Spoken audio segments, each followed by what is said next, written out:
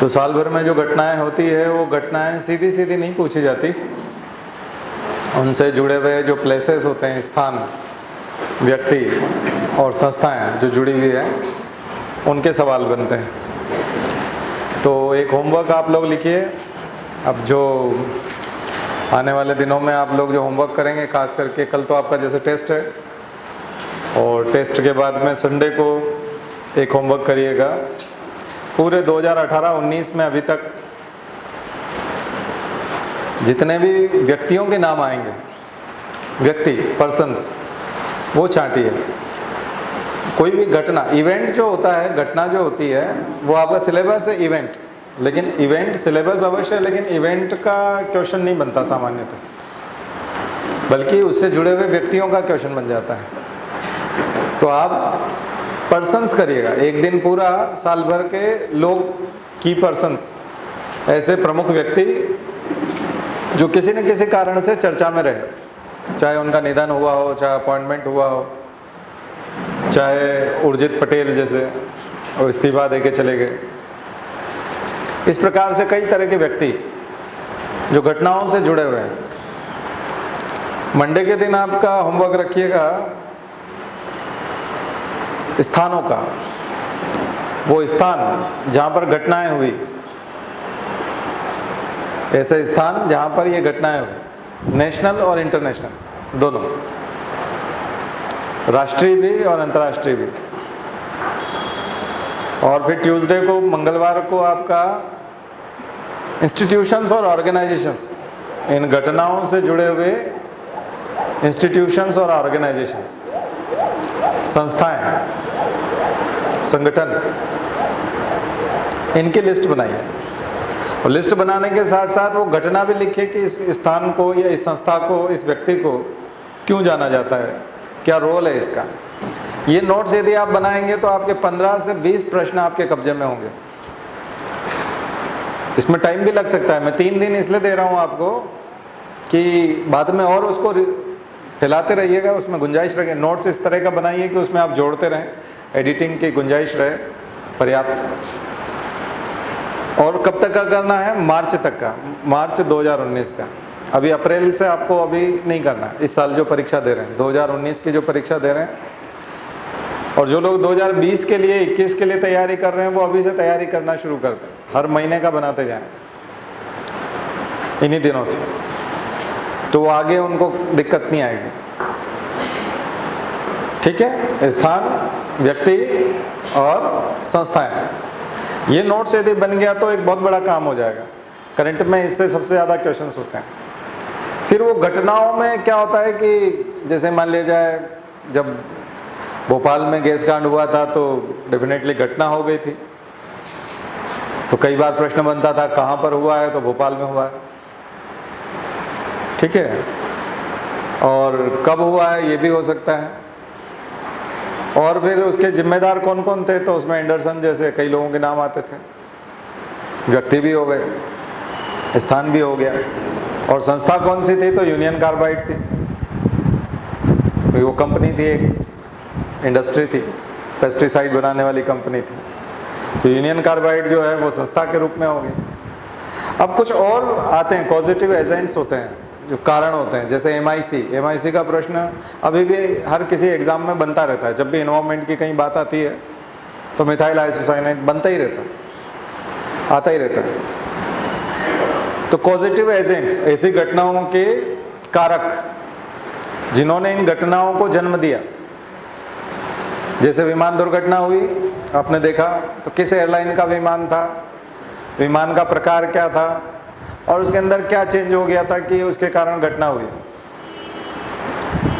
तो manufacturing defect है एक तरह का, क्योंकि आपने मैन्युफैक्चरिंग के बाद में जो उसके संचालन की बात है वो ठीक से समझा ही नहीं, प्रॉपर ट्रेनिंग दी नहीं थी, और नौसिखे जो पायलट है वो जद्दोजहद कर रहे थे, और उस जद्दोजहद में जो है वो एक्सीडेंट हो रहे थे। तो आप समझने की कोशिश करिएगा, बहुत सरल पेपर होता है। अगर हम तैयारी को समझने की कोशिश करें तो आईएएस से सरल कोई एग्ज़ाम नहीं है, क्योंकि ये एग्ज़ाम को समझने की ज़रूरत है। ये बन जाता है, इसको समझने की ज़रूरत है। इसमें झांकने की जरूरत है कि ये पूछना क्या चाहता है। घटनाएं इसलिए सबसे ज्यादा, घटनाओं से संबंधित सबसे ज्यादा प्रश्न इसलिए बनते हैं क्योंकि उनको रोका जा सकता है। कुछ घटनाएं रोकी जा सकती हैं। किनके माध्यम से होती हैं? हम मनुष्यों के माध्यम से होती हैं। डिजास्टर और एक्सीडेंट्स, जो आप डिजास्टर मैनेजमेंट में पढ़ते हैं, मैन मेड डिजास्टर भी होते हैं और एक्सीडेंट्स तो अधिकांश वही होते हैं जो मनुष्य की गलती के कारण होते हैं। तो एडमिनिस्ट्रेशन में जाकर के आपको यही करना है। एडमिनिस्ट्रेशन में जाकर के आपको जो जो मैन मेड है उसको आप रोक सकते हैं, इसलिए आपको वहाँ पर ये काम करना है। इसलिए इन घटनाओं के प्रश्न सबसे ज़्यादा बनाए जाते हैं, क्योंकि इन घटनाओं की स्टडी करके आप आने वाले समय में होने वाली घटनाओं को रोक सकते हैं। ये चीज़ें देखो, प्रशासन को और शासन को बहुत ज़्यादा एक्सपेरिमेंट की छूट नहीं मिलती है।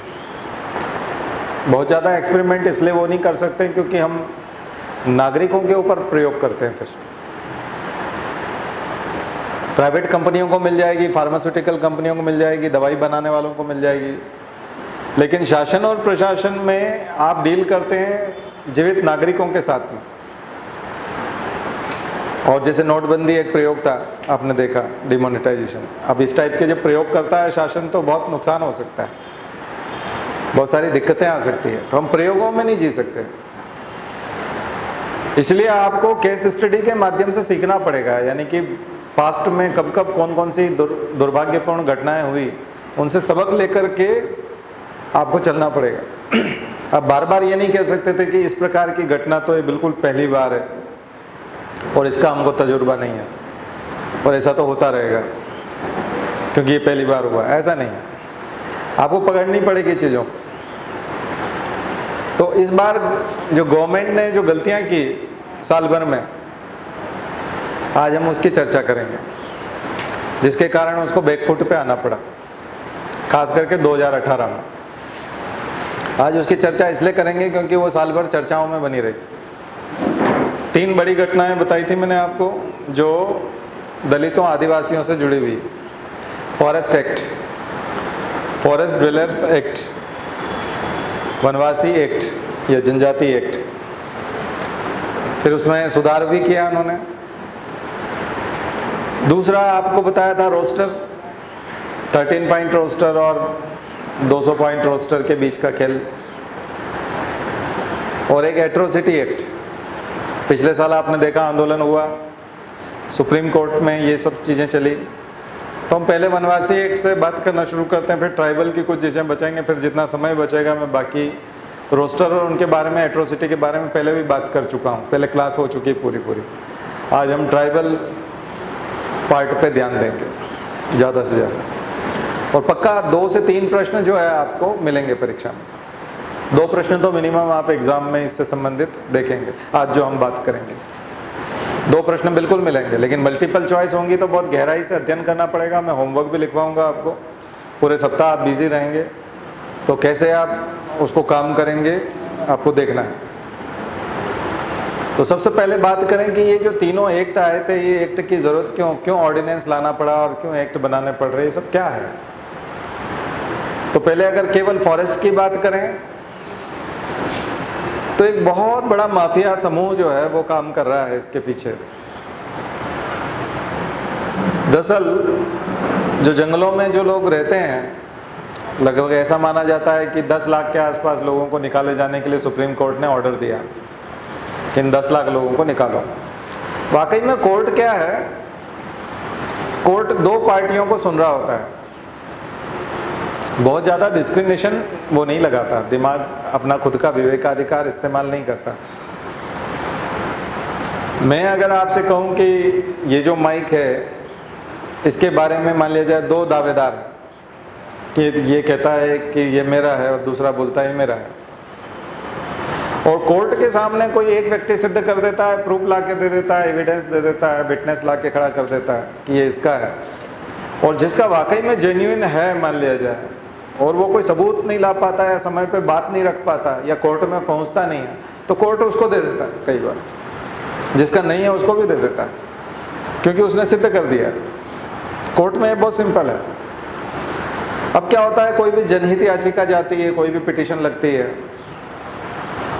तो कोर्ट में जब इस प्रकार की पिटीशन लगती है तो सरकार को अपने कानून को जस्टिफाई करने के लिए अटॉर्नी जनरल के माध्यम से वहां सही समय पे सही दलील प्रस्तुत करना चाहिए। जब 2008 में कोई एनजीओ चला गया कोर्ट में कि जंगल में जो ये लोग रह रहे हैं ना, आदिवासी, ये बड़े हानिकारक हैं, जंगलों में इनके रहने से जंगलों को बहुत नुकसान पहुंच रहा है, प्रकृति खतरे में है, प्रकृति बहुत भयंकर खतरे में है, इनको यहाँ से निकाल दिया जाना चाहिए, ये अवैध रूप से यहाँ रह रहे हैं, इनके पास कोई यहाँ का प्रमाण पत्र नहीं है, निवासी प्रमाण पत्र नहीं है कि ये जंगलों के निवासी हैं, और ये इनकी मूल जमीन नहीं है।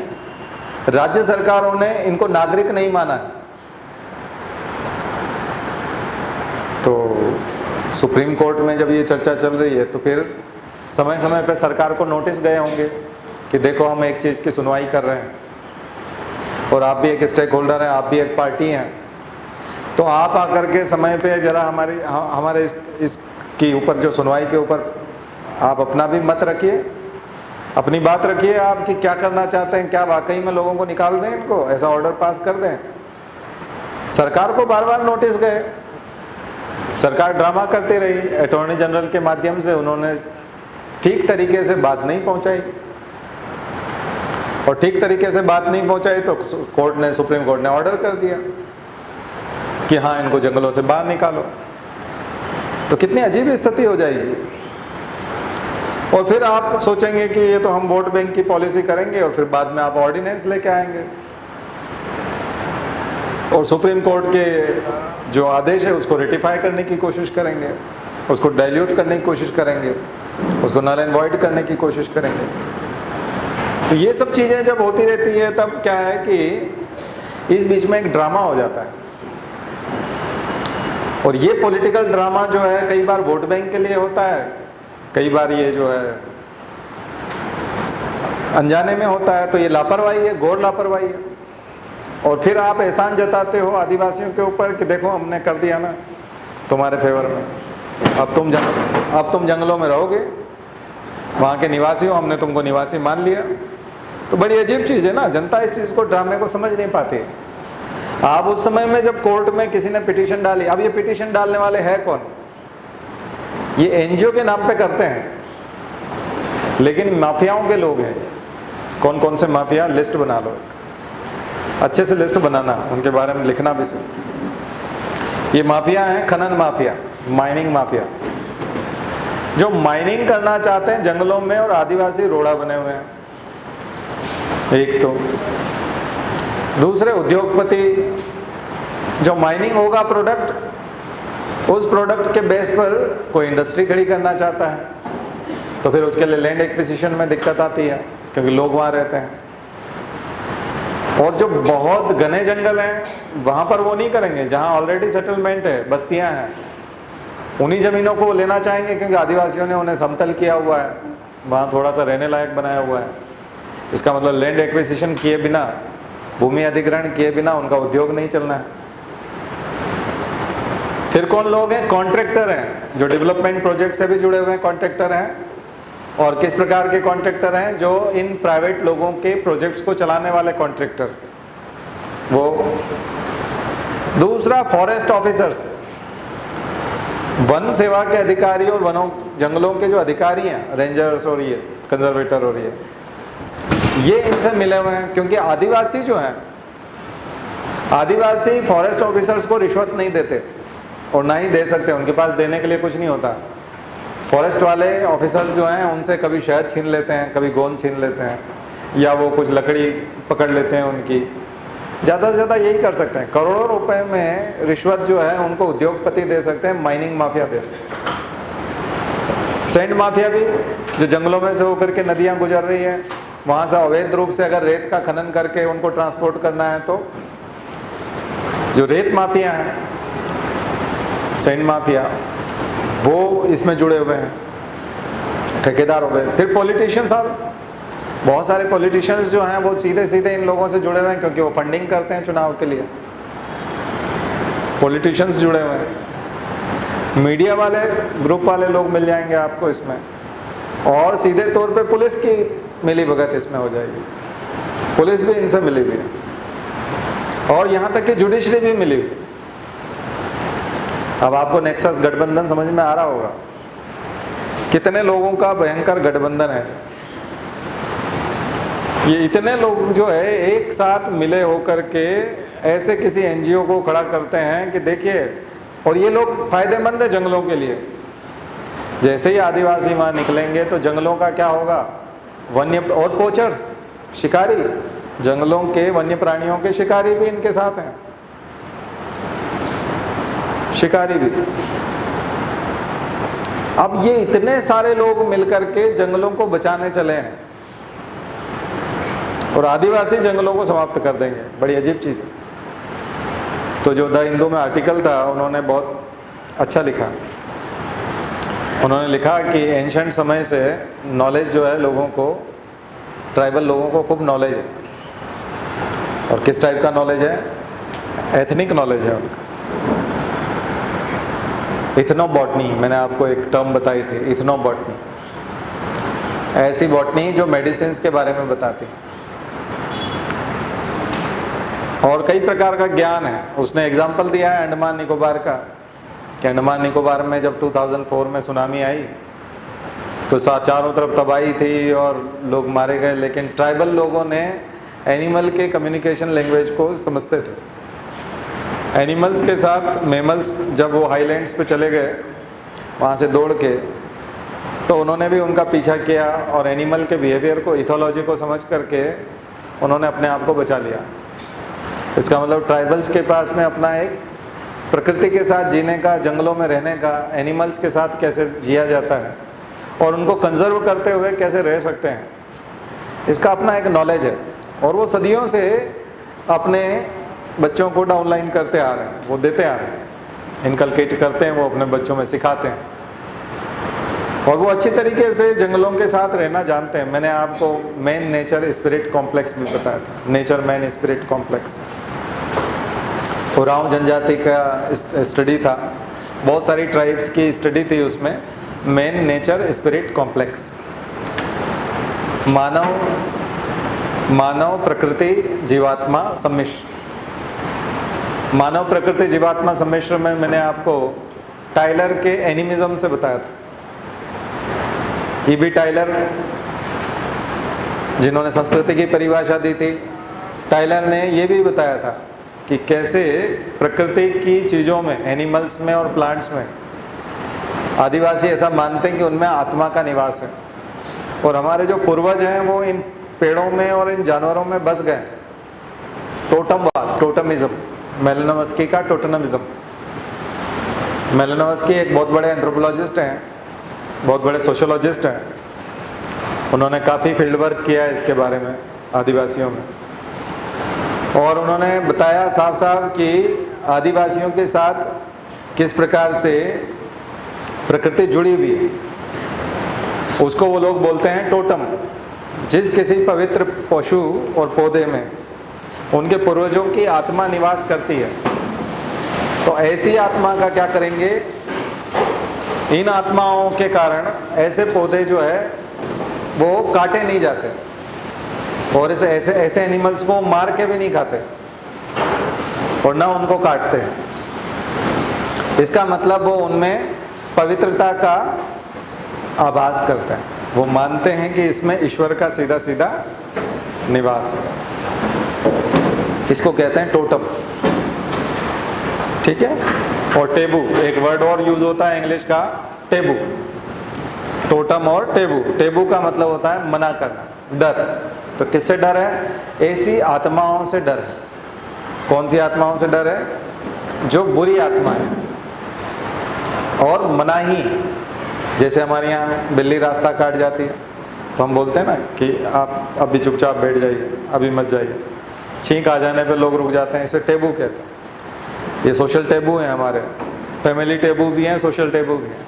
तो ट्राइबल टेबू भी होते हैं, कई तरह के होते हैं, उनकी स्टडी करेंगे तो अलग है। लेकिन ये जो मान्यताएं हैं कि जंगलों को काटना नहीं है, इस पवित्र पशु को खाना नहीं है, इस पवित्र पौधे को काटना नहीं है, कई जो लोग हैं वो अपने अपने परिवार का एक प्रतीक उन्होंने बनाया हुआ है। Symbolic tree, symbolic fruit, symbolic animal वो मानते हैं, इसको टोटमवाद कहते हैं, मेलनोवस्की।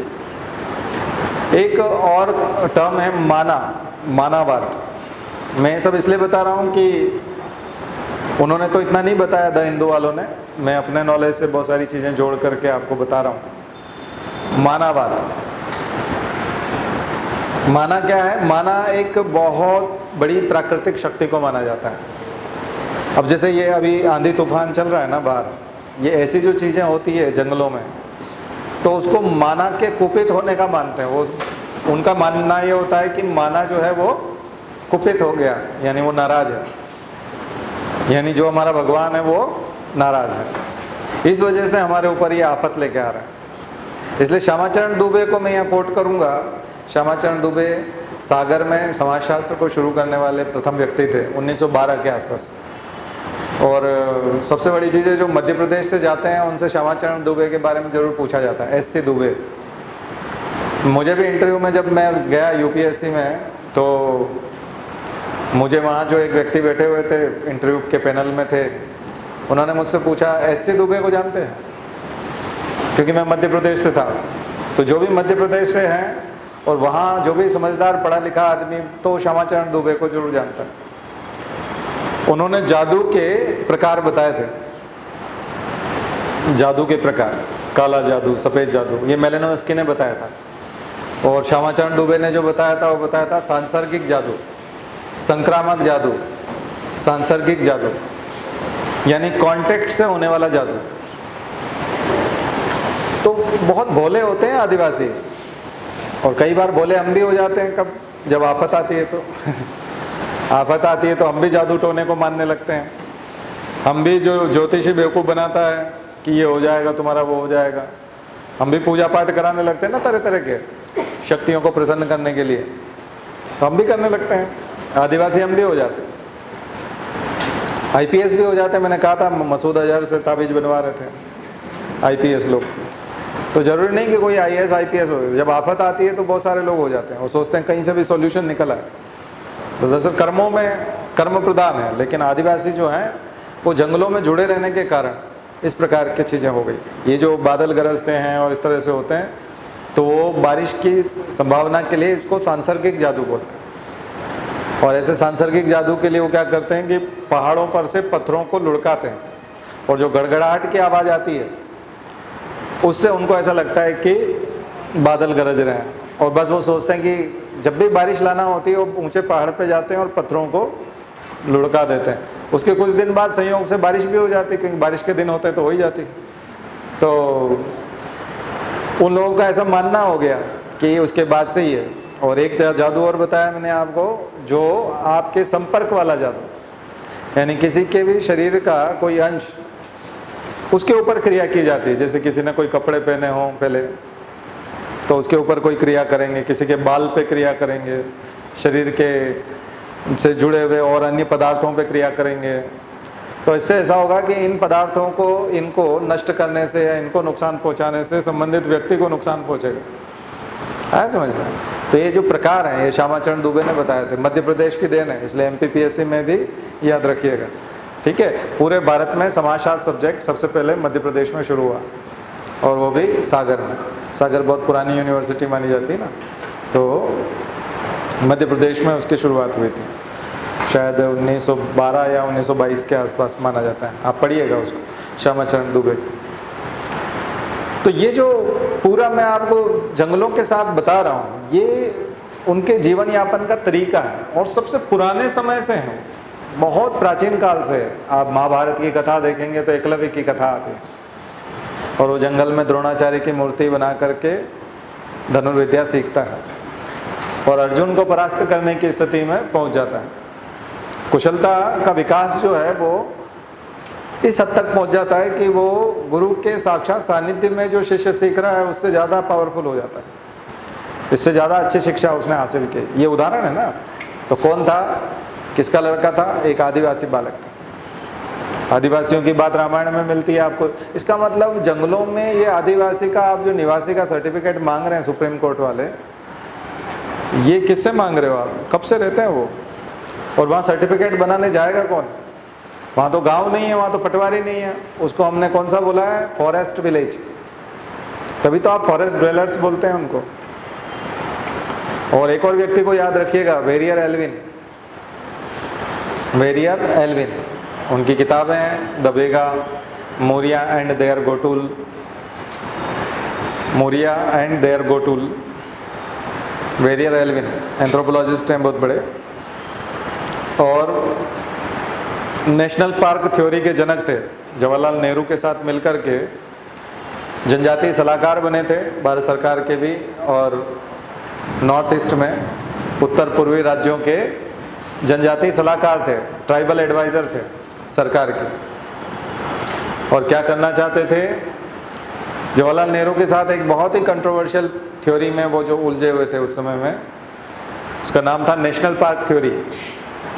जिस प्रकार से जानवरों के लिए एक नेशनल पार्क बनाया जाता है और उसमें उनके कंजर्वेशन के प्रयास किए जाते हैं, इन सीटू कंजर्वेशन हम कहते हैं, ऐसा कंजर्वेशन जो सीधा national park, sanctuary, biosphere reserve के माध्यम से किया जाता है, इन सीटू कंजर्वेशन। तो इन सीटू कंजर्वेशन ट्राइबल्स का भी हो, जंगलों में उन्हें संरक्षित किया जाए, उनको मेन स्ट्रीम में ना आने दिया जाए, न इधर के लोगों को वहाँ जाने दिया जाए, क्योंकि ये वहाँ जा कर के शोषण करेंगे। जैसा हम देख रहे हैं, जितने मैंने माफियाओं के नाम आपको बताए, जितने कॉन्ट्रैक्टर्स के नाम दिखाए, अंग्रेज़ों के समय में जितने रिवोल्ट हुए थे, अंग्रेज़ों के समय में आपने देखा आदिवासियों के बहुत सारे विद्रोह हुए, मुंडा विद्रोह, संथाल विद्रोह, भील विद्रोह, देखे ना आपने? इतिहास पढ़ा था आपने तो, मॉडर्न हिस्ट्री में भी आपने देखा है कि आदिवासियों के साथ में विद्रोह हैं, आदिवासियों ने विद्रोह किए हैं। क्यों किए हैं?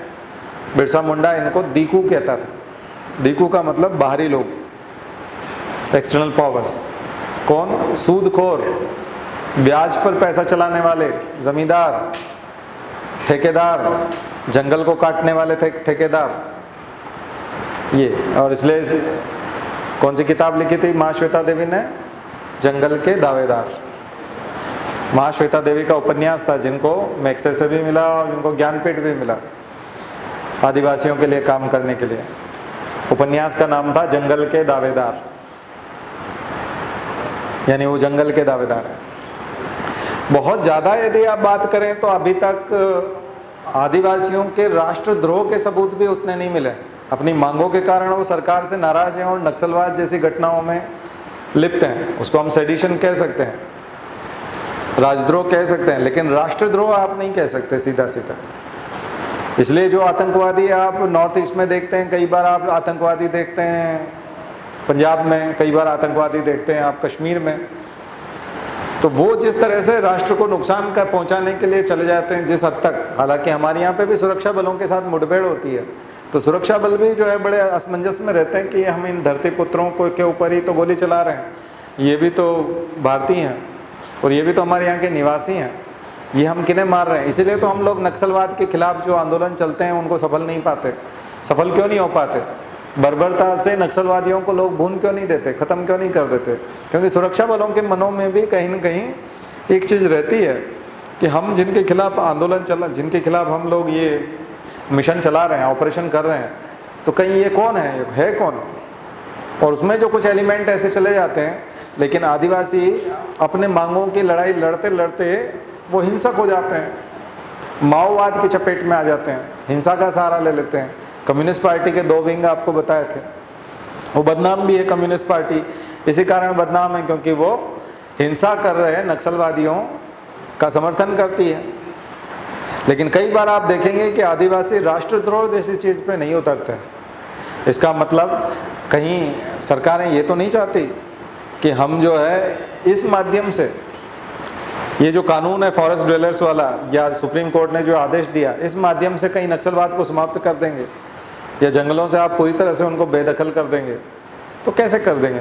थोड़ा इसके लिए है ना, राज्यसभा टीवी पे भी जो है कुछ विशेष कार्यक्रम आया होगा, इसके ऊपर निश्चित रूप से आया होगा, फॉरेस्ट पॉलिसी के ऊपर। फॉरेस्ट पॉलिसी के ऊपर और भी बहुत सारे यूट्यूब पर जो है आपको वीडियो मिल जाएंगे, लेकिन थोड़ा ऑथेंटिक वीडियो देखिएगा, है ना। ऑथेंटिक वीडियो जो है वो आप लोग देख सकते हैं और इस मसले को समझने की कोशिश कीजिएगा। तो मैं आज आपको मेन नेचर स्पिरिट कॉम्प्लेक्स के माध्यम से और इसके माध्यम से इथनोबॉटनी के माध्यम से, ज्ञान के माध्यम से, जिस प्रकार से वो अपने ज्ञान से एनिमल्स को समझते हैं, फॉरेस्ट को कंजर्व करने की कोशिश करते हैं, जड़ी बूटी का जितना भी ज्ञान है उसमें लिखा है साफ साफ उनने कि जितने भी जो पुराने मेडिसिनल जो नॉलेज था हमारा, चाहे वो चरक के माध्यम से हो, चाहे किसी के भी माध्यम से हो, वो आदिवासियों के माध्यम से मुख्य धारा के समाज में पहुंचा था। यहाँ तक कि वेस्टर्न सोसाइटी के, वेस्टर्न कंट्रीज़ के भी बहुत सारे साइंटिस्ट और ये लोग जो है ये पहुँचते थे जंगलों में, और जंगलों में पहुँच करके उनकी थेरेपी को देखते थे, उनकी चिकित्सा पद्धति को देखते थे कि चोट लगने पर वो क्या करता है, बीमार होने पर वो क्या करता है, और उसको फॉलो करने की कोशिश करते थे, ट्रेस करते थे कि ये क्या करेगा, फिर किस जड़ी बूटी के पास जाता है, फिर उसको ही लेकर के उन्होंने वहाँ जा कर के फिर R&D करने की कोशिश की और उसी का पेटेंट भी अपने नाम करा लिया। और पेटेंट नाम करा करके ये बायोपायरेसी, इस टर्म को उन्होंने नाम दिया बायोपायरेसी, ये कि जैव चोरी, ये भी एक प्रकार की चोरी है, बायोलॉजिकल चोरी है, जिसमें आप सदियों से चले आ रहे परंपरागत हमारे जो आदिवासियों के ज्ञान है उसको एक तरह से चोरी कर करके आप फार्मास्यूटिकल के माध्यम से दवाइयाँ बना करके, ड्रग्स बना करके और सोसाइटी में बेच करके पैसा कमाना चाहते हैं, जबकि एक तरफा नॉलेज था। अब आपको तो पता है हम लोगों ने केस लड़ा है हल्दी के मामले में, नीम के मामले में, है ना। नीम एजेडिरेक्टा इंडिका जिसका नाम है, उसके नाम में आज़ाद दरख्त छुपा हुआ है, एजेडिरेक्टा इंडिका। एजेडिरेक्टा मीन्स आज़ाद दरख्त, यानी कि स्वतंत्र वृक्ष, है ना।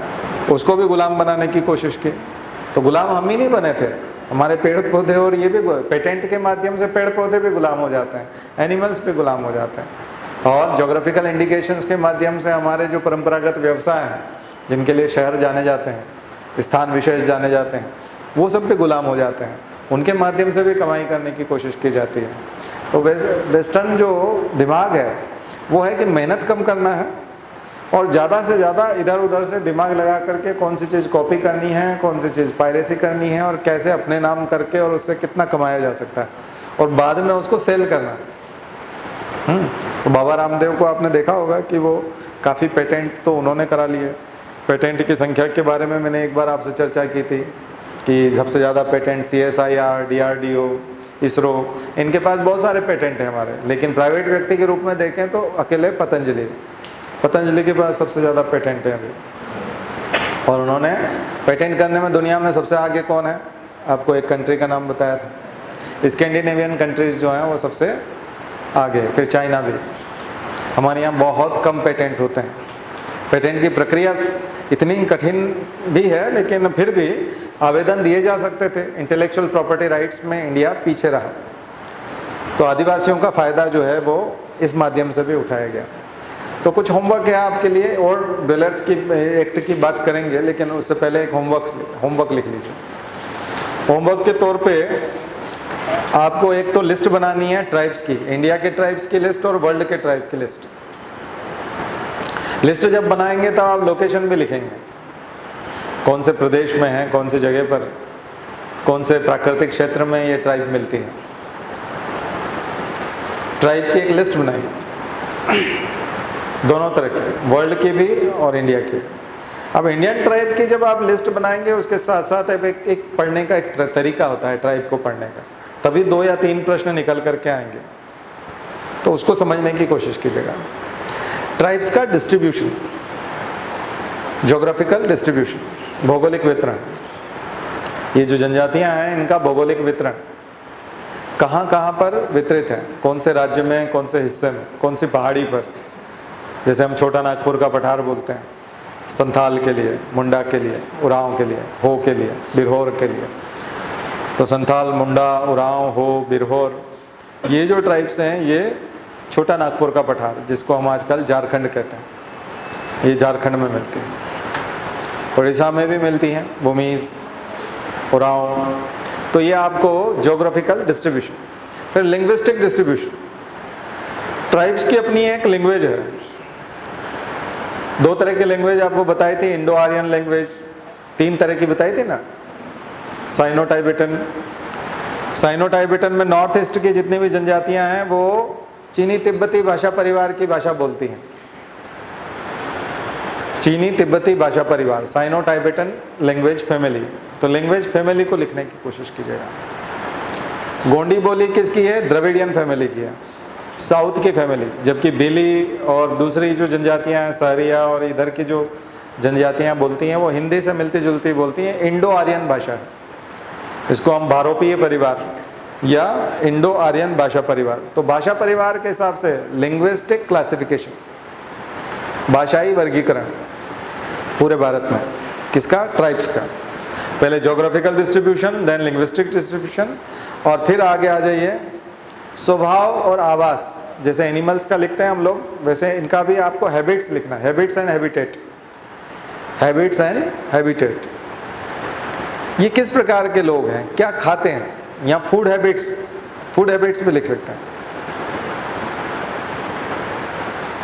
फूड हैबिट्स, फूड हैबिट्स में आप फिर इकोनॉमी पे जा सकते हैं कि सब्सटेंशियल इकोनॉमी है या सरप्लस इकोनॉमी है, ये एग्रीकल्चर करते हैं या फूड गैदरिंग पर डिपेंड करते हैं, यानी जंगल से खाद्य संग्रहण, भोजन को इकट्ठा करना, फिशिंग, मत्स्यन, मछली मारना, पेस्टोरलिज्म, पशुपालन करना। फिर इनका नेचर जो है आपको समझ में आएगा ना कि ये नोमैडिक हैं, भ्रमण करते रहते हैं। तो भ्रमण करने वाली जनजातियों को अलग लिखना, तब जा करके मार्क्स आएंगे। हमने अभी 2 या 3 प्रश्न तो बता दिए आपको क्या आएंगे, लेकिन 2 या 3 प्रश्न कब आएंगे? जब इतना लंबा चौड़ा होमवर्क होगा, ठीक है? तो फिर 2 या 3 प्रश्न आएंगे। फिर इकोनॉमी में और क्या आएगा? इकोनॉमिक एक्टिविटीज़ में उनके लिए सरकार के द्वारा चलाए गए आजीविका के प्रयास, मनरेगा से लेकर के तरह तरह की योजनाएं। अभी और कल आपको बताया था कि अगर न्यूनतम आय वाली बात होती है और यूनिवर्सल बेसिक इनकम की बात होती है तो सबसे ज़्यादा मध्य प्रदेश में 21% जनसंख्या ट्राइबल है। तो जो लोग MPPSC की तैयारी कर रहे हैं उनके लिए तो ये बहुत महत्वपूर्ण लेक्चर है, क्योंकि अगर आप अधिकारी बनते हैं तो 21% हिस्सा तो गवर्नेंस का किसके पास जाता है, और सबसे ज़्यादा करने के लिए भी वही होता है। तो जैसे मैं उदाहरण देता रहता हूँ कि एक पिता के पास अगर 3-4 बच्चे हैं और एक बच्चा जो है जिसकी नौकरी नहीं है और उसका ज़्यादा उसका हुनर भी नहीं है, उसके पास कुछ बिजनेस में नहीं चलता, और बाकी 2 बच्चों की नौकरी लग गई, एक का बिजनेस ठीक चल रहा है, तो पिता का सारा ध्यान उसी पे रहता है। किस पे रहता है? जिसका बिजनेस नहीं है, जिसकी नौकरी नहीं है, जिसको अपना इनकम नहीं है। तो पूरा का पूरा पिता का ख्याल, और पिता की जो इनकम होती है खुद की पर्सनल, वो इच्छा होती है उसकी कि मैं इससे इसका काम चलाऊं, क्योंकि उसका वो सबसे कमज़ोर बच्चा है। तो सरकार का सबसे कमज़ोर जो नागरिक है वो ट्राइबल है, और मध्य प्रदेश में उनकी संख्या 21% है। तो जो हम 20% गरीब निकाल रहे थे ना कि 20% गरीब परिवारों को मिलेगा, मध्य प्रदेश के मामले में वो 35% गरीब परिवार होंगे जहां न्यूनतम आय योजना का फ़ायदा मिलेगा। और 35% में 20% तो सीधे सीधे ट्राइबल ही होंगे, और 10-12% SC होंगे, और फिर बाकी 3-4% दूसरे होंगे, OBC और जनरल। ऐसा करके मध्य प्रदेश में संख्या एकदम से बढ़ जाएगी, क्योंकि ट्राइब्स बहुत ज़्यादा है।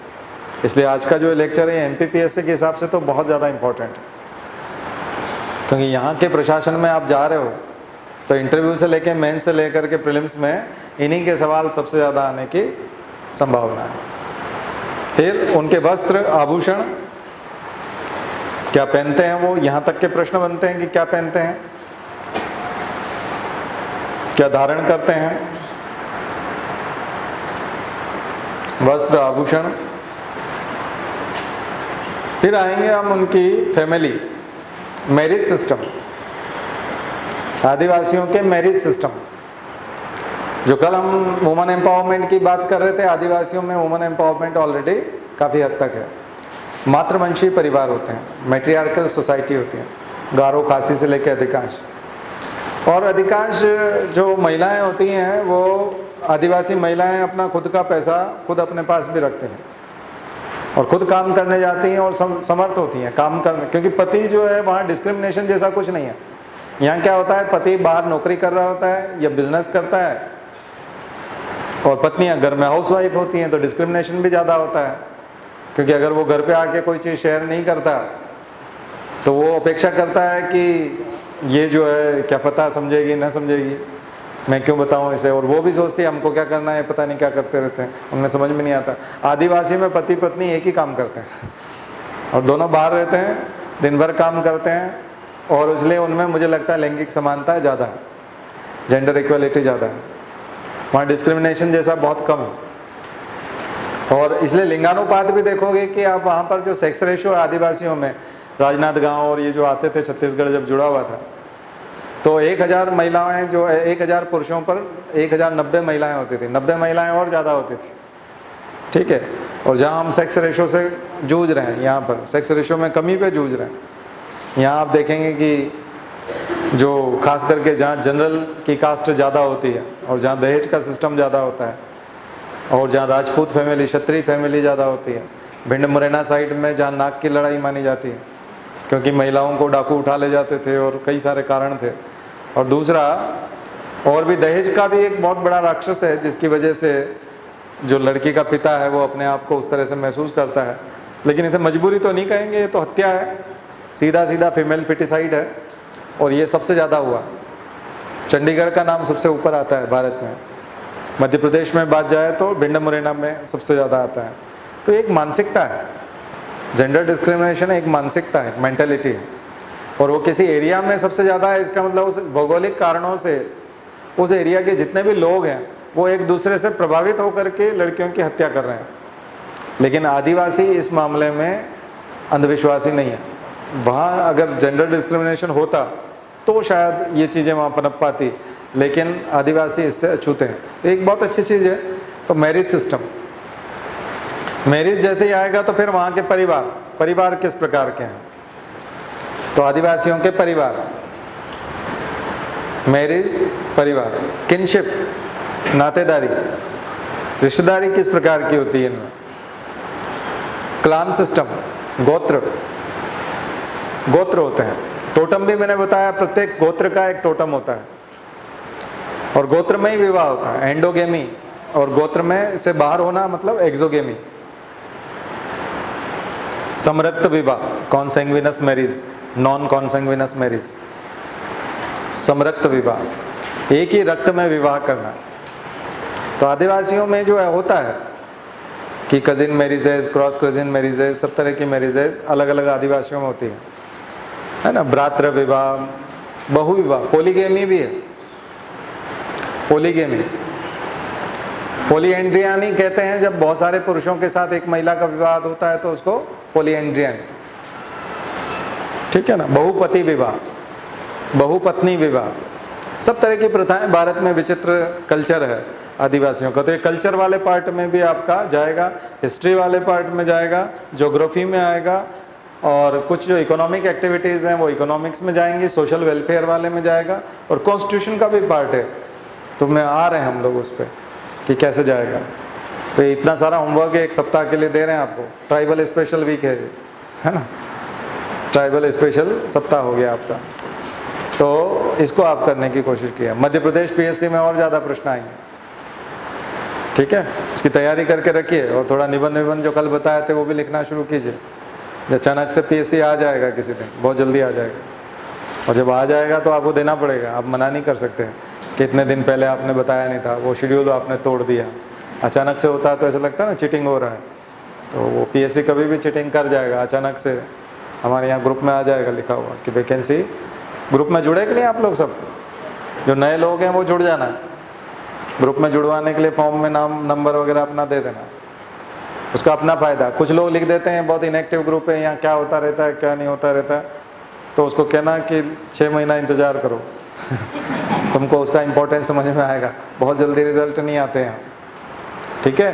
फालतू बातें ये बताते रहते हैं कि फालतू बातें कोई भी वो नहीं करेगा, तो इसलिए वो थोड़ा रोक के रखा है, नहीं तो बहुत कुछ चल जाता है उसमें, तो रात दिन ही बिजी हो जाते हैं आप, उससे बाहर ही नहीं आ पाते, है ना।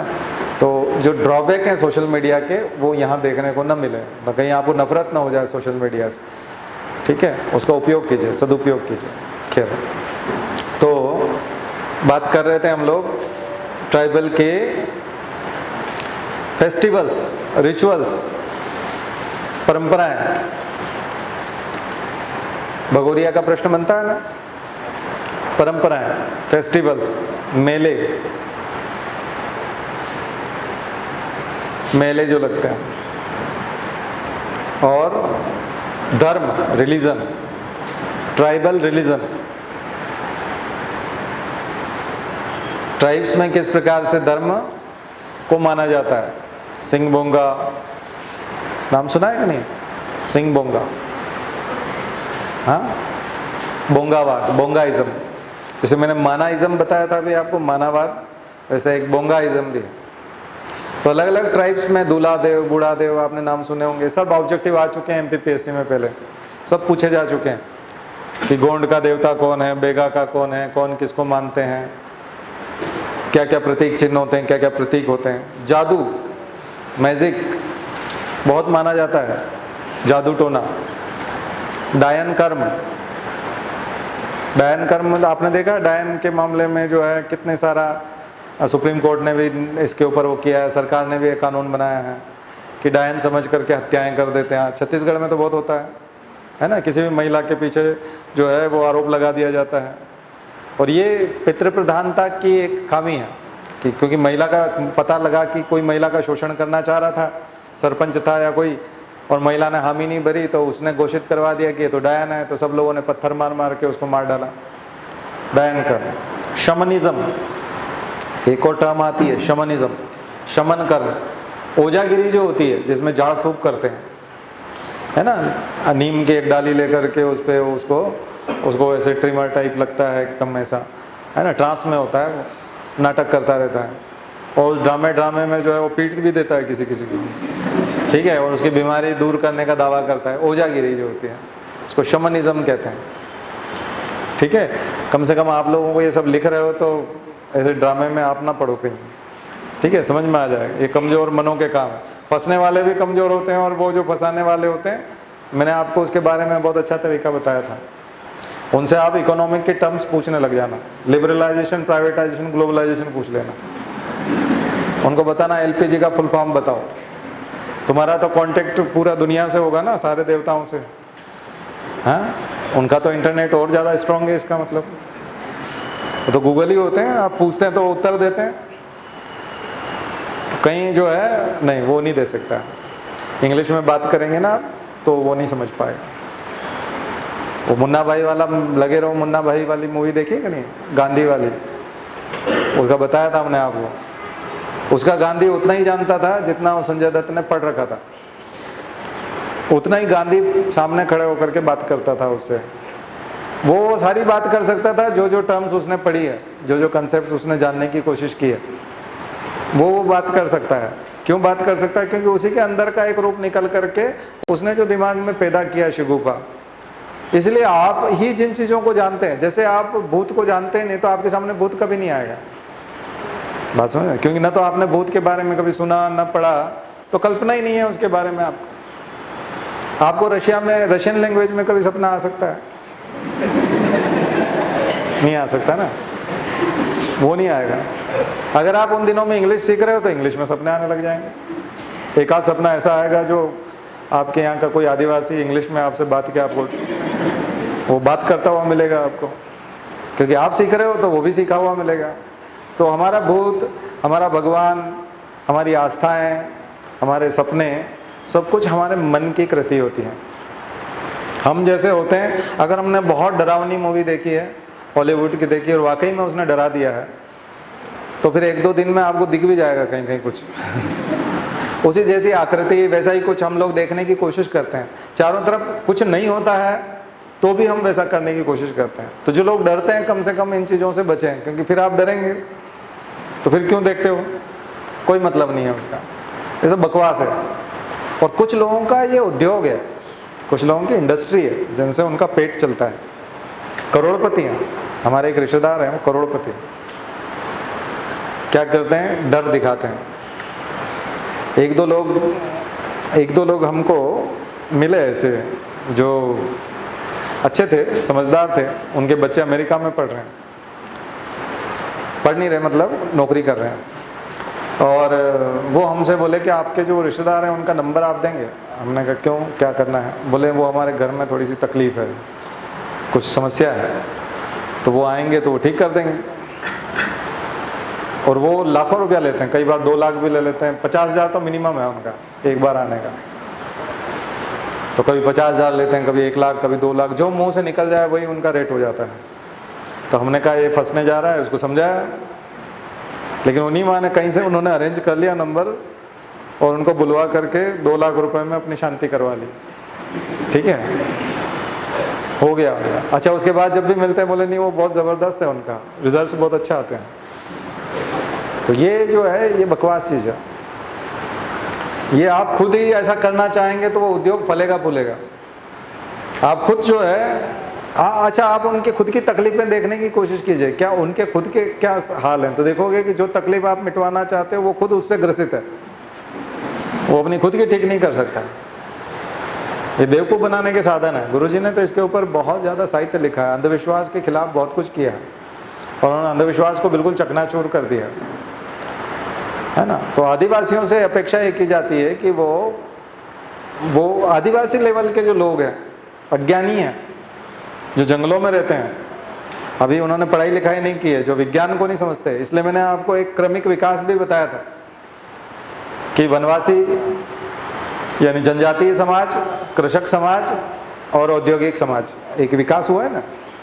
जंगलों से निकल करके लोग गांव में आए, गांव बनाया। तो जादू, धर्म और विज्ञान, 3 चीजें बताई थी आप। जनजातीय समाज में कौन होगा? जादू। जब वो गांव में आ जाएगा तो उसका विकसित स्वरूप हो जाएगा, मंदिर बना करके हम बैठ जाएंगे, फिर क्या हो जाएगा? वो धर्म। और जब हम शहरों में चले जाते हैं तो उद्योग और इंडस्ट्री और साइंस, यही सब कुछ होता है। और अल्ट्रा मॉडर्न सोसाइटी में चले जाएं तो वहाँ और ज़्यादा हम लोग उस तरह से हो जाते हैं। इसलिए ये बीच का गुरुजी ने जो शब्द दिया वो धर्म नहीं दिया, बल्कि अध्यात्म शब्द दिया। हम सबको धार्मिक होने के बजाय आध्यात्मिक होना चाहिए। आध्यात्मिक होना क्या होता है? विवेक सम्मत धर्म। रिलीजन कैसा? जो नॉलेज के आधार पर है, ज्ञान के आधार पर, ज्ञान की पराकाष्ठा पर, जो तर्क तथ्य प्रमाणों को के वार को झेल जाए। अगर कोई तर्क करे तो धर्म को आपत्ति नहीं होनी चाहिए। जिस धर्म को तर्क से और कोई फैक्ट मांगे, किसके फैक्ट दीजिए, तो भी धर्म को आपत्ति नहीं होनी चाहिए। और कोई प्रमाण मांगे, एविडेंस मांगे, तो भी धर्म को आपत्ति नहीं होनी चाहिए। तो जब तर्क तथ्य और प्रमाणों से धर्म को आपत्ति नहीं होती तो वो अध्यात्म हो जाता है। आगे समझ, यानी अध्यात्म को आप लेबोरेटरी में सिद्ध कर सकते हैं। आप आध्यात्मिक हैं तो आप ध्यान लगाएंगे, मेडिटेशन करेंगे, और मेडिटेशन से जो आपकी शरीर की बायोकेमिस्ट्री है वो ठीक होती है, आपको लाभ होता है, आपकी पढ़ाई अच्छी होती है। आप लेबोरेटरी में टेस्ट करवा लीजिए, हीमोग्लोबिन टेस्ट करा लीजिए, हाइपरटेंशन टेस्ट करा लीजिए, आपका शुगर टेस्ट करा लीजिए। लेबोरेटरी में आप टेस्ट कर सकते हैं। अध्यात्म के फायदे लेबोरेटरी में टेस्ट हो जाएंगे, लेकिन धर्म के फायदे लेबोरेटरी में टेस्ट नहीं हो जाएंगे। इसलिए धर्म का वो हिस्सा जो तर्क तथ्य प्रमाणों के वार को नहीं झेल पाता, वो अंधविश्वास है। आगे समझिए। तो परम पूज्य गुरुदेव जो है वो इतना साफ साफ धर्म सम्मत विज्ञान निकाल करके लाए, विज्ञान सम्मत धर्म निकाल करके लाए, यानी जो विज्ञान की कसौटियों पर खरा उतरता हो, विज्ञान की कसौटियों पे जिसे आप सिद्ध कर सकते हो। इसलिए वो कर्म की बात करते हैं, धर्म प्रधान होने के बजाय वो कर्म प्रधान होने की बात करते हैं। आप रोज यहाँ आकर के गायत्री माता को प्रसाद चढ़ाएंगे, 1 घंटा आप वहाँ माला जपेंगे और आप सोचेंगे यूपीएससी निकल जाए, नहीं हो सकता। इसके बजाय आप 1 घंटा एक्स्ट्रा पढ़ेंगे तो चीज़ें जुड़ जाएंगी। तो इसका मतलब आप शहर में रह कर के भी आदिवासी हैं। अगर हम ताबीज बांधते हैं, अंगूठियाँ पहनते हैं, और अगर हम ग्रह नक्षत्रों में इस तरह से विश्वास करते हैं, और हम कर्म में विश्वास न करके भाग्य में विश्वास करने लगते हैं, इसलिए नीचे युग निर्माण सत्संकल्प मिलेगा आपको, उसमें साफ साफ लिखा है, मनुष्य अपने भाग्य का निर्माता आप है। हम स्वयं हैं। और हम इस विश्वास के आधार पर ये अपेक्षा करेंगे कि स्वयं को श्रेष्ठ बनाएंगे और दूसरों को भी श्रेष्ठ बनाएंगे। स्वयं तो उत्कृष्ट बनेंगे ही, बेस्ट बनेंगे, लेकिन दूसरों को भी श्रेष्ठ बनाएंगे। हम खुद भी उत्कृष्ट बनेंगे और दूसरों को भी श्रेष्ठ बनाएंगे। ये हमारा संकल्प है। और हम बदलेंगे तो युग बदलेगा, हम सुधरेंगे तो युग सुधरेगा। ये वाली बात उसमें लिखी है। इस तरह से जोड़ना। ये नारा जो हम लगाते हैं इसी तरह से तो है कि हम भी उत्कृष्ट बनेंगे और दूसरों को भी उत्कृष्ट बनाएंगे। और हम यदि उत्कृष्ट बन गए तो फिर हमारे संपर्क में आने वाला उत्कृष्ट बनना चाहिए। क्योंकि अगर हम में चुंबकत्व है तो जो लोहे के टुकड़े हैं हमारे पास नज़दीक आएंगे तो मैग्नेटिज्म उनमें भी प्रवाहित हो जाएगा। वो भी नॉर्थ पोल साउथ पोल बनाना सीख जाएंगे अपना। और फिर धीरे धीरे उनमें इतना चुंबकत्व आ जाएगा कि उनके संपर्क में कोई आएगा तो वो चुंबकत्व उनमें ट्रांसफ़र हो जाएगा। अब आप ऐसा कैसे, कितना घटिया चुंबक हैं कि आपके कांटेक्ट में तो आप बोलते नहीं हम चुंबक तो हैं, आपको बता नहीं सकते, है ना। और लोहे के टुकड़े, छोटे छोटे नन्हे नन्हे टुकड़े आपसे आकर्षित नहीं होते। इसका मतलब है कि आपका चुंबक घटिया किस्म का चुंबक है। अभी आपको क्वालिटी विकसित करनी चाहिए।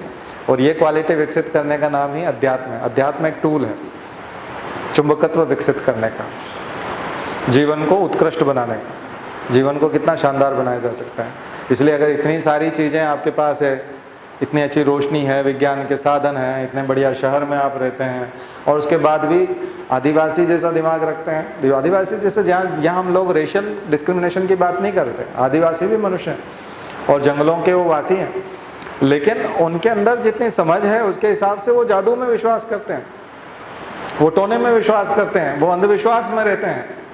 हम लोग भी यदि ठीक इसी प्रकार के अंधविश्वास पाल लेंगे तो फिर हम में और उनमें अंतर क्या है। तो आपको बताया था कि आदिवासी समाज, कृषक समाज और औद्योगिक समाज, और इधर जाएंगे तो जादू, धर्म और विज्ञान। आगे समझ, तो हम विज्ञान सम्मत हो गए। धर्म हमने छोड़ा नहीं, क्योंकि धर्म हमारा एक पक्ष है, लेकिन धर्म हम कौन सा मानते हैं? सस्टेनेबल रिलीजन कह सकते हैं इसको हम लोग। जैसे सस्टेनेबल डेवलपमेंट बोलते हैं तो इसको सतत धर्म है, जिससे लंबे समय तक चला जा सकता है। हम लोगों ने तो यज्ञ को भी उचित सिद्ध करने की कोशिश की है, वो भी प्रेरणा देता है उन सब चीज़ों को। अगर केवल यहाँ स्वाहा स्वाहा के माध्यम से चंदा लिया जाता और लोगों को बेवकूफ़ बनाया जाता और उनके नाम की आहुतियाँ दी जाती कि इससे ये पुत्र का मिष्टि यज्ञ, ये फलाना यज्ञ है, इसमें आहुति देने से तुम्हारा ये हो जाएगा, हो जाएगा, ये सब नहीं सिखाया जाता। यज्ञ का एक दर्शन है जो देना सिखाता है। तो हम लोग यहाँ कुछ दूसरी चीज़ सिखाते हैं। गायत्री परिवार के माध्यम से आपने यहाँ ऊपर ध्यान से पढ़ा ना हो तो देख लेना, नीचे जाके जन जागरण केंद्र लिखा हुआ है, शक्तिपीठ लिखा है ना, जन जागरण केंद्र। तो यहाँ आप लोगों को अवेयरनेस मिल रही कि नहीं? आप अवेयर हो रहे हैं, सब तरह की चीज़ों से अवेयर हो रहे हैं। तो ये जन जागरण का केंद्र है, ये मंदिर नहीं है। ये वाकई में इसको आप बोल सकते हैं गायत्री जन जागरण केंद्र, गायत्री शक्तिपीठ, क्योंकि जब जन जागरण होता है तो शक्ति भी आती है। तो ये शक्तिपीठ वो वाला शक्तिपीठ नहीं है जो 24 शक्तिपीठ जो वो थे, जो सती के अंग गिरे थे जहाँ पर, और उसके कारण जिन्हें शक्तिपीठ की संज्ञा दे दी गई थी। ये वो शक्तिपीठ नहीं है, ये मानव शक्ति का पीठ है, जहाँ मानव शक्ति का प्रादुर्भाव होता है, ह्यूमन रिसोर्स का डेवलपमेंट होता है ना, मानव संसाधनों का विकास होता है। ये मानव संसाधनों का विकास ही शक्ति का केंद्र है। तो ये थोड़ा सा एक मैसेज हमारी तरफ से, गायत्री परिवार की तरफ से भी देना था, तो ये है। चलिए फिर चलते हैं, और क्या क्या करना चाहिए। तो रिचुअल्स और फेस्टिवल्स ये हो गए। फिर आइए उनकी राजनीतिक संस्थाएं। राजनीति कैसी होती है, उनके अंदर पॉलिटिक कैसी होती है, उनके अंदर पंचायत होती है, उनकी पंचायतें होती है ना, उसमें मुखिया, चिपडम, कबीले होते हैं, बैंड होते हैं, समुदाय, और डिस्प्यूट आपस में सॉल्व कर लेते हैं। आदिवासी बहुत कम आपको कोर्ट में भीड़ लगाए हुए दिखेंगे, उनके डिस्प्यूट आपस में वहीं जंगल में ही सॉल्व हो जाते हैं, उनकी बहुत ज़्यादा संपत्ति भी नहीं होती। चलिए, ये तो श्रृंखला बहुत लंबी है, इसके बजाय हम लोग चलते हैं दो तरह के प्रोविजंस में। कॉन्स्टिट्यूशनल प्रोविजंस आदिवासियों के लिए, कॉन्स्टिट्यूशनल प्रोविजंस फॉर ट्राइबल्स, और स्टैट्यूटरी प्रोविजंस। ट्राइबल्स के लिए संवैधानिक प्रावधान और वैधानिक प्रावधान, विधिक प्रावधान। विधिक प्रावधान जो विधि बना करके, संवैधानिक प्रावधान वो हैं जो संविधान में उनको प्रोविज़न दिए गए हैं। संविधान में प्रोविज़न वही है, समानता के अधिकार से स्वतंत्रता के से लेकर के आर्टिकल 32, आर्टिकल 21, 17 अनटचेबिलिटी वाला, अस्पृश्यता का कानून, नीति निर्देशक तत्वों में से बहुत सारे हैं कुछ। फिर उसके अलावा आदिवासियों के लिए कमीशन, ट्राइबल कमीशन है ना, आदिवासियों का अनुसूचियाँ, 5वीं अनुसूची, 6ठी अनुसूची ट्राइबल लोगों के लिए है, और 11वें और 12वें संशोधन में भी जो पंचायती राज और नगर निगम है वहाँ पर भी आरक्षण की व्यवस्था है। और संविधान संशोधन, संविधान कॉन्स्टिट्यूशनल अमेंडमेंट,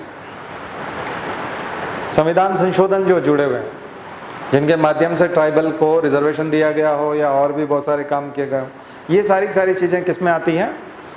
कॉन्स्टिट्यूशनल प्रोविजंस, जिसके तहत हम लोग संविधान के माध्यम से उनको सुरक्षा दी गई है। इसकी एक लिस्ट बनाई है और उनको समझाने की कोशिश कीजिए। फिर विधिक प्रावधान, स्टैट्यूटरी प्रोविजंस, जो सरकार ने कानून बना करके, संसद में कानून बना करके जो मदद की है वो, तो सबसे पहले वही 1955 का अस्पृश्यता निवारण, अनटचेबिलिटी वाला, फिर 1989 का एट्रोसिटी एक्ट, SC/ST वाला, और इसके अलावा सिविल राइट्स एक्ट, और उसके समय समय पे ट्राइबल पॉलिसी आई हैं, फॉरेस्ट पॉलिसी आई हैं, और अभी फॉरेस्ट राइट एक्ट्स, वनाधिकार कानून, और उसका अमेंडमेंट भी। और अमेंडमेंट बड़ा खतरनाक है। वन के अधिकारियों को, फॉरेस्ट ऑफिसर्स को गन दे देंगे, हथियार दे दिए जाएंगे, और वो किसी भी व्यक्ति को बिना कारण बताए गोली मार सकेंगे और उनके ऊपर कोई मुकदमा नहीं चलेगा। ये स्वतंत्र भारत में सबसे ब्लैक लॉ है, इतना खतरनाक कानून है। अब इसका कितना दुरुपयोग होगा। हालांकि पोचर्स वगैरह के लिए अच्छा है कि शिकारी जो हैं, बाहरी लोग जो जंगल में घुस आए हैं, फॉरेस्ट वाले लोग उनको गोली मार देंगे, लेकिन ऐसा होगा क्या? उनके साथ तो उनका नेक्सस है, उनके साथ तो उनका जुड़ाव है, वो तो आपस में पैसे ले दे करके ठीक कर लेंगे। जो आदिवासी उनके काम में रोड़ा डालेंगे या मुखबिर बनेंगे या गवर्नमेंट को सूचना देंगे कि यहाँ कुछ गड़बड़ हो रही है, उनको गोली मार दी जाएगी। तो नए जो एक्ट बन रहे हैं उनमें थोड़ी सी खतरे भी हैं, तो आप इन एक्ट को पढ़ने की कोशिश कीजिएगा। फिर सरकार के समय समय पर चलाई गई सरकार की योजनाएं, सरकार द्वारा बहुत सारे प्लान चलाए गए। 5 ईयर प्लान में स्पेशल प्लान, जिसको TSP कहते थे, ट्राइबल सब प्लान, IDRA, माडा, ये सब लिख लीजिए। ये सारे के सारे जो प्लान हैं, सरकार की योजनाएं जो ट्राइबल लोगों के लिए बनाई गई हैं, जनजातियों के लिए, उनके विकास के लिए। फिर स्कूल्स स्कॉलरशिप, कंपटीशन एग्ज़ाम की तैयारी, आदिवासियों के लिए जितनी ज़्यादा सहूलियत सरकार देती है अलग अलग माध्यमों से, उन सब की लिस्ट। अच्छा खासा होमवर्क हो गया होगा आपके पास, ठीक है। और इन सब में आने वाली बाधाएं, चैलेंजेस, और आदिवासियों की मूलभूत समस्याएं, शहरीकरण के कारण होने वाली समस्याएं, औद्योगिकरण के होने वाली समस्याएं, impact of industrialisation on tribal society, लिखिएगा। इम्पैक्ट ऑफ इंडस्ट्रियलाइजेशन, औद्योगिकरण का आदिवासी समाज पर प्रभाव, ग्लोबलाइजेशन का प्रभाव आदिवासी समाज पर। फिर एक लिखिएगा, impact of Christianity on Indian tribal society, भारतीय जनजातीय समाज पर क्रिश्चियनिटी का प्रभाव। आपने धर्म परिवर्तन देखा होगा। फिर घर वापसी भी, हिंदूवादी संगठन जो है वो घर वापसी करवाते हैं, कहते हैं कि आपकी घर वापसी करेंगे, अब आपको फिर से पवित्रीकरण करेंगे, आपका फिर से हिंदू बनाएंगे। लेकिन वो प्रलोभन के कारण, 2 फैक्टर बताए थे आपको धर्म परिवर्तन के, पुश फैक्टर और पुल फैक्टर। एक में तो प्रलोभन दिया जाता है, लोभ दिया जाता है, वो पुल फैक्टर होता है, और एक पुश फैक्टर होता है। पुश फैक्टर क्या होता है? जब यहाँ अत्याचार होते हैं हिंदू धर्म में, तो फिर हिंदू धर्म को छोड़ करके ऐसे लोग क्रिश्चियनिटी की तरफ चले जाते हैं। इसलिए आप पूरे नॉर्थ ईस्ट में क्रिश्चियनिटी को देखते हैं, क्रिश्चियन है। और आदिवासी समाजों में क्रिश्चियनिटी बहुत ज़्यादा मात्रा में फैल रही है। इंडेटनेस, ऋणग्रस्तता, आदिवासियों की ऋणग्रस्तता बहुत है। स्वास्थ्य की समस्याएं, आदिवासियों की स्वास्थ्य की समस्याएं। आदिवासी जिस कल्चर में रहने के आदी हैं, उनको हमारे तरह का जो ये खाना है जो हम लोग खाते हैं, ये कई बार सूट नहीं करता, या कई बार जब वो यहाँ आते हैं तो गंदी बस्तियों में उनको रुकना पड़ता है।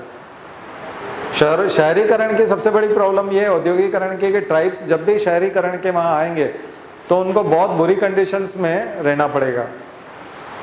तो जंगलों में वो अपने हिसाब से खुलेपन से रहते थे, वहाँ गंदगी नहीं होती थी, या गंदा पानी पीने को और बासी खाना खाने को उनको कई बार मजबूर होना पड़ता है। खराब खाना मिलता है, खराब पानी मिलता है, इसकी वजह से उनमें बीमारी की समस्या है ना। उसके अलावा जब वो इस एटमॉस्फेयर में आते हैं तो शराबखोरी, अपनी वो देशी शराब जब तक वो पेड़ से निकाल करके पीते रहते हैं, ताड़ी पीते रहते हैं, वो एक अलग चीज़ होती है। लेकिन जब वो यहाँ के शराब के आदी हो जाते हैं या ऐसा हो जाता है तो ये महंगी भी होती है और कई बार जहरीली भी होती है। तो ये शराबखोरी की समस्या। और महिलाओं के साथ दुर्व्यवहार बहुत होता है। आदिवासी महिलाओं के साथ शहरों में बहुत दुर्व्यवहार होता है, ठेकेदारों के द्वारा और काम करने वाले लोगों के द्वारा। आर्थिक शोषण और कानून की समझ नहीं होने के कारण उनका शोषण बहुत होता है। कानून तो उनके पक्ष में बहुत है, लेकिन उन्हें कानून की समझ नहीं है।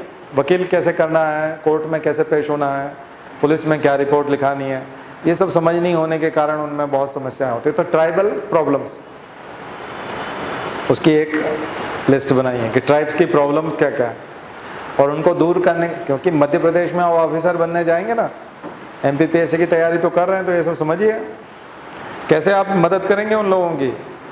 मदद करने के लिए तो आप तो एक मीडिएटर बनेंगे ना सरकार और आदिवासियों के बीच में। फिर आपका जॉब लग, आदिवासी क्षेत्र में जॉब लगने की प्रोबेबिलिटी कितनी है? बहुत ज़्यादा प्रोबेबिलिटी है। तो फिर मदद कैसे करेंगे? उन लोगों की मदद करने की स्थिति में तो आना पड़ेगा आपको, तो समझना पड़ेगा, उनकी मानसिकता को समझना पड़ेगा।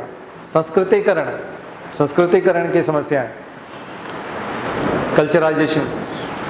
MN श्रीनिवास ने कहा है कि उच्च जातियों के संपर्क में आकर के वो ब्राह्मणों के संपर्क में आते हैं तो ब्राह्मण की तरह ट्रीट करना चाहते हैं, ब्राह्मण बनना चाहते हैं। राजपूतों के, क्षत्रियों के कांटेक्ट में आते हैं तो अपने नाम के आगे सिंह लगाने लगते हैं, उनकी तरह कान में बालियां पहनने लगते हैं, मूछें रखने लगते हैं। इसको संस्कृतिकरण कहा है।